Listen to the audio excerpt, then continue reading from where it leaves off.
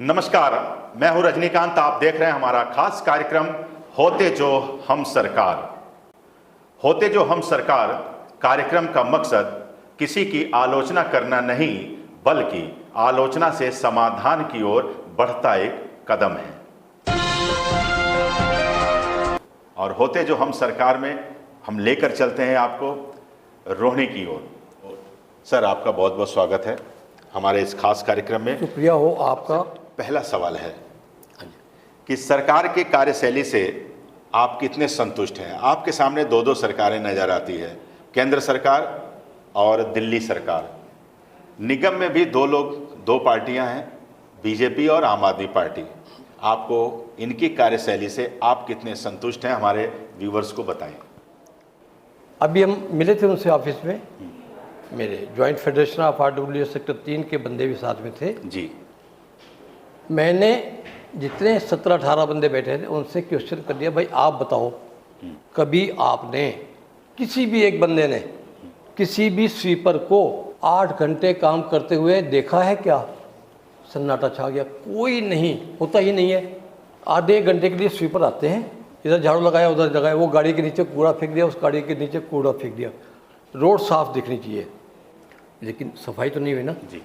आधा घंटा भी 8 घंटे जिसको काम करना चाहिए जी, उससे काम लेना पड़ेगा काउंसलर को और MCD के ऑफिसर्स को जी। लेकिन आपकी बातों से स्पष्ट हो गया कि आप अंदर से व्यक्तिगत तौर पे तो आप संतुष्ट हैं, लेकिन कार्यशैली से संतुष्ट नहीं है।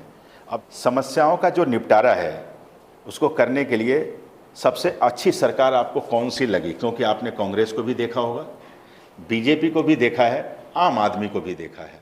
सरकार कौन सी अच्छी है, कांग्रेस की या आम आदमी पार्टी की या बीजेपी की? मैं व्यक्ति विशेष पे जाता हूँ जी। किसी भी पार्टी का हो, व्यक्ति अच्छा होना चाहिए। और जब हम चुनते हैं किसी काउंसलर को या MLA को या इवन MP को भी, तो हमारा रुख स्पष्ट है कि अच्छा बंदा होना चाहिए, पढ़ा लिखा होना चाहिए और उसके अंदर लगन होनी चाहिए। सरकार जो है नई आए पुरानी गई, पुरानी है या डबल हो गई, रिपीट हो जाए, तो क्या समस्याएं बदलती है, बढ़ती है, या फिर समस्याएं कम हो जाती हैं? मेरे ख्याल में समस्याएं जो है, पुरानी समस्याएं तो एज इट इज़ रहती हैं, नई समस्याएं और आ जाती हैं नई सरकार के आने से। बहुत सुंदर। तो आप देख रहे हैं कि किस तरह से सरकार बदलती है, पार्टी बदल गई, नेताजी बदल गए, लेकिन समस्याएं हमारी ज्यों की त्यों बरकरार नजर आती है। तो किन किन समस्याओं से रेगुलर आप लोग जूझते हैं, जो कई वर्षों से जूझते आ रहे हैं? सफाई और सिक्योरिटी, ये मेरे ख्याल में 2 प्रमुख चीज़ें हैं। आखिरी सवाल आपसे पूछना चाहेंगे कि यदि आप इनको 10 में से अगर नंबर देना चाहें निगम की सरकार को, तो कितना देना चाहेंगे? दिल्ली सरकार को अगर देना चाहें तो कितनी देंगे? और केंद्र सरकार को 10 में से कितना नंबर देंगे इनके कार्यशैली पर? भाई 5-6 नंबर तो रख लें आप। ठीक है, इससे ज़्यादा नंबर देना सभी को 5-6 देने हैं या सभी को?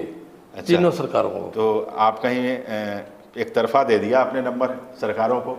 तो ये थे 10 में से 5-5 नंबर, यानी कि 50% तो मान के चलिए। तो हमारे एक और साथी, हम इनसे जानेंगे कि इन सभी समस्याओं पे, आपने भी बहुत सारी समस्याएं सुनी जी, और इन समस्याओं पे यदि आप होंगे सरकार में तो क्या कुछ करेंगे? तो सबसे पहले जो है निदान एक कमेटी बनी जाइए जी। कमेटी बना करके और धीरे धीरे उसका जो है एक विस्थापन होना चाहिए उसका, तब समस्याओं का कुछ समाधान हो सकता है। दूसरी बात है कि कुछ सुननी भी चाहिए, कुछ सुनानी भी चाहिए बातों को। जी। जब बातों को सुनेंगे नहीं, हम ऊपर से सुनेंगे, अधिकारियों सुनेंगे नहीं, अपने अफसरों से सुनेंगे नहीं, तो अब जनता को कैसे पहुंचाएंगे हम? एक ये भी होनी चाहिए, जो सुनना भी चाहिए। सुनना भी चाहिए।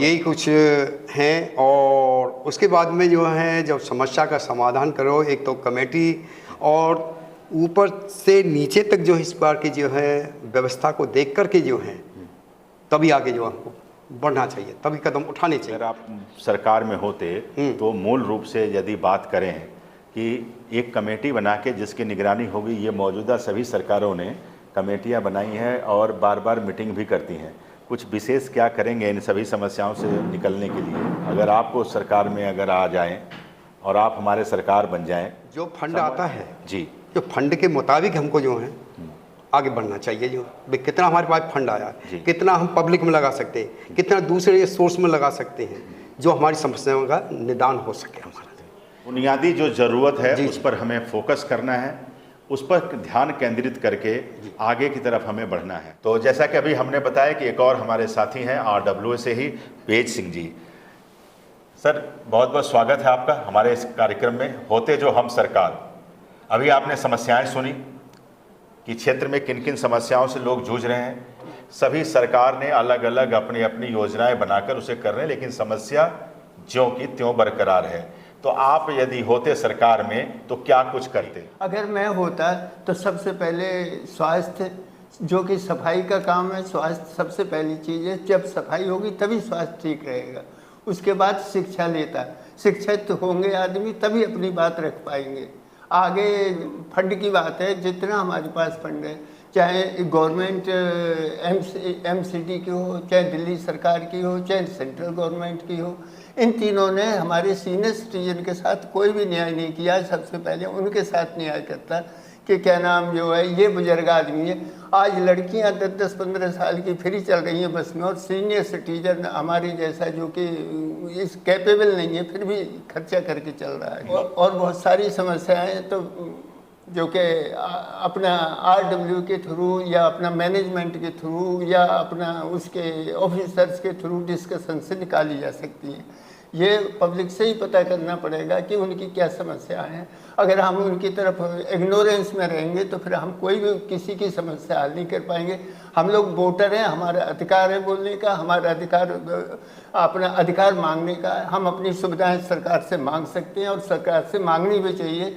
और मैं होता तो सबसे पहले पब्लिक की बात सुनता कि पब्लिक क्या कह रही है, उसकी क्या शिक्षा की समस्या क्या है, स्वास्थ्य की समस्या क्या है, और उनके आवागमन की समस्या क्या है, उनकी लोकल रेजिडेंट्स की समस्या क्या है, उसमें क्या है, उन्हें क्या फैसिलिटी चाहिए, उस बारे में बात करता है सबसे पहले। ये जी, हमारे यहाँ सबसे समस्या बड़ी बेरोजगारी की है। हमारा यह कारवां इसी प्रकार आगे बढ़ता रहेगा। हम लोग बात करते रहेंगे, अन्य RWA और जनप्रतिनिधियों से भी बात करेंगे कि वो खुद क्या कुछ करते अगर सरकार में होते।